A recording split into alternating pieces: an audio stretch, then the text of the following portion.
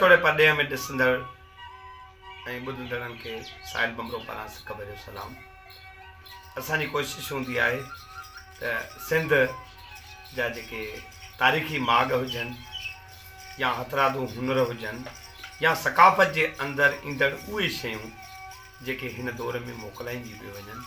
असां चाहियूं था त उन्हनि खे तारीख़ जे हिकु अहिड़े हंधि महफ़ूज़ करे छॾियूं जीअं असांजी इहा शाहकार सकाफ़त हमेशह जे लाइ इहा सदियूं पोइ बि गवाही ॾिए त सिंध जा माण्हू न सिर्फ़ु तहज़ीब याफ़्ता ऐं हिकु शाहकार सकाफ़त जा मालिक रहिया आहिनि, पर हू अॼु पंहिंजे फ़ननि सां एतिरी मोहबत रखनि था।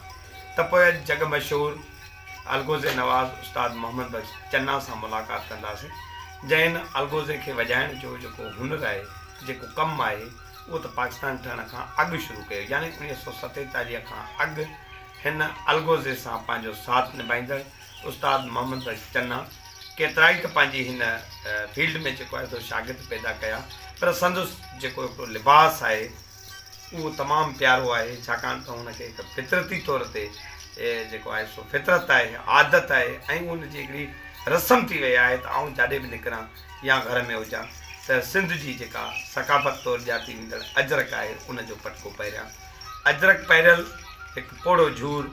जॾहिं पंहिंजे फ़न जे उन तरनम खे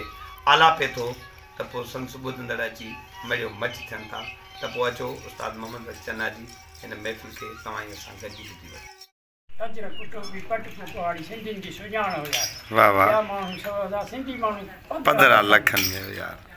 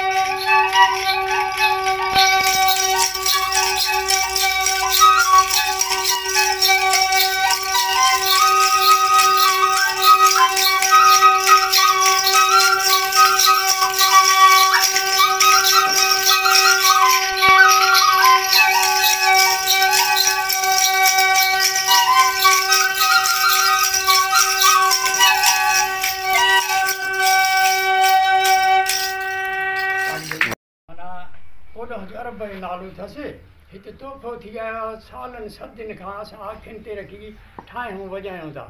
अलगुज़ो पंजाब में हिनखे जोड़ी चवनि, लाड़ ॾे पावा चवनि। ऐं अंग्रेज़ वरी पुछो मूंखां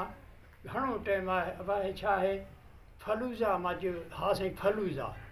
चई सलाम आहे त हीअं अखियुनि ते पियो हीअं चुमेसि हिन साज़ खे। अंग्रेज़ साल सदी सदर बि भाषा को वॻे। हाणे असां पाकिस्तान पोइ आहे वाणिया पोइ आहे न, असांजो हिन सां मोहब्बत आहे प्यार आहे हिन साज़ सां वॼाईंदो 22 शागिर्द बि ॿुधाई साईं पर असांजी उमिरि बि आहे छा जॾहिं वाणिया विया त मां जवानड़ो आहियां 6 परनि सां लारी बसियूं पोइ निकितियूं आहिनि साईं अहमद शाह सुणे खे जीप ई रेल गाॾी ॿी सवारी न हुई पर मां कंहिं डॉक्टर ॾे चवंदो आहे न चांहि पिया न बोतल न चरस न भंग न सवार साख ॿीड़ियुनि जो कारीगर वात ते रख मिश्री साण खीर में मिश्री राति ॾींहुं ॿियो को न छॾियो ॿियो मोहबत नशो हिननि सां 5 ॿारहं सना कसीदा चवंदो आहे रोई ॾींदो आहे 22 शागिर्दनि महिरबानी मां तव्हांखे ॿुधायां था थोरो थोरो त जेसी बिलाल बांग न ॾींदो सिज खे उभर न ॾिबो तव्हांखे जिन्स चवंदा वॼतो कोन आंदो अथमि ओचितो तव्हां महिमान आहियो तव्हांजा लख थो राजो असांजी ज़िंदह था रखो बिस्मिल्लाह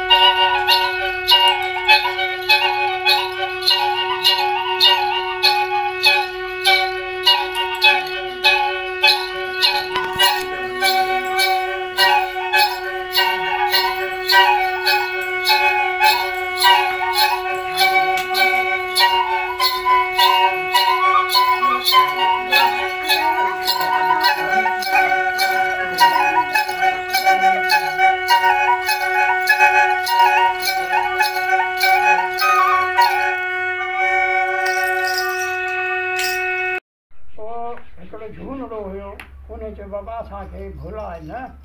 हिन में जादू हूंदो अंदरि मशीन हूंदी मां चयो न बलोच हिनखे अंदरि कुझु कोन बिना बुझिया ज़बान ॾींदा आहियूं त ज़बान सभु कंहिंखे उस्तादनि जी दुआ आहे उन्हनि सेखारियो उस्ताद घणी बख़्श जरवार वॼाईंदो हो तॾहिं टिगिरी ॾिया न जोड़ी बि वॼाईंदो हो हिकु माना बुझे खां बिना मुंहिंजो उस्ताद उस्ताद इन जो नालो छा आहे साईं उस्ताद हो मुंहिंजो धणी बख़्श जरवार जोड़ी बि वॼाईंदो हो बीनुनि जी ऐं बुझीअ खां बिना ॿुधे साईं ऐं ॿियो असांजो उस्ताद सुर जेके संगीत सां वाक़फ़ कई उस्ताद हबीबिला बाबा साखाणी मुंहिंजो टालपुरनि जो गुज़ारे वियो आहे ॿुधे सुरनि जी वाक़फ़त असांखे उन ई मिलाई आहे हाणे हे ॾिसो ॿियो मुंहिंजो जोगी हो इक़बाल जोगी जो उस्ताद साईं झूनो उस्ताद साईं उहो हेॾे साईं दादुल ते वारो न पिया ॾियनि फनकार कुराड़ो वीचारो मां चयो भाऊ थी पियो कलाम त हिकिड़ो थो चए अब वात सां रागिनी करे मुरलीअ में जोगीअ इक़बाल जोगीअ जो उस्ताद नक खे ॾिनई गोॾो नक सां मुरली वॼाई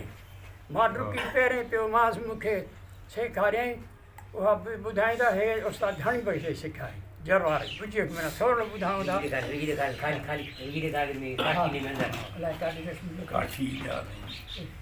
साईं हे ॾिसो था जेके तव्हां टीवीअ रेडियो ते विया आहियो न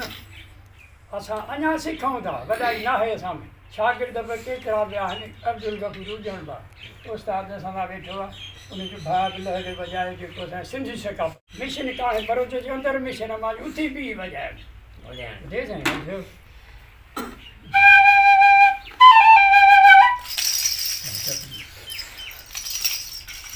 शादी जब उन्होंने तो महिमान आहिनि ज़िंदा रखो था सलाम हाणे हिन में छा कजां ॿुधे साईं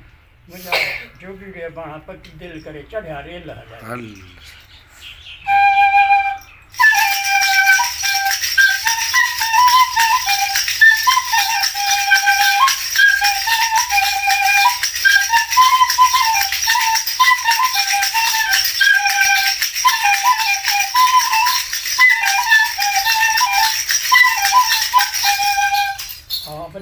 असांजी महिनत आहे वाह ख़ुशि आहियो ख़ैरान दावत ख़ुशि आहियो सिंधी सकाफ़त हिसाब ॾिसो ॿुधीअ खां बिना आहे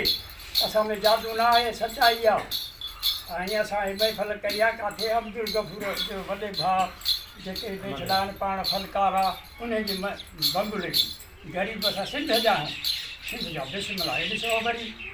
ॿुधी कान्हे या असांजी महिनत आहे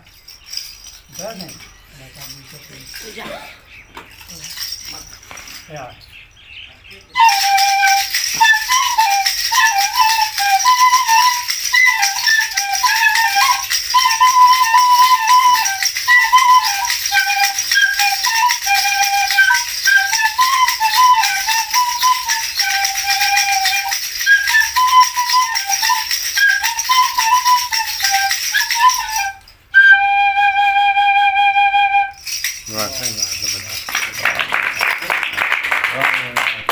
हबीबुल्लाह जी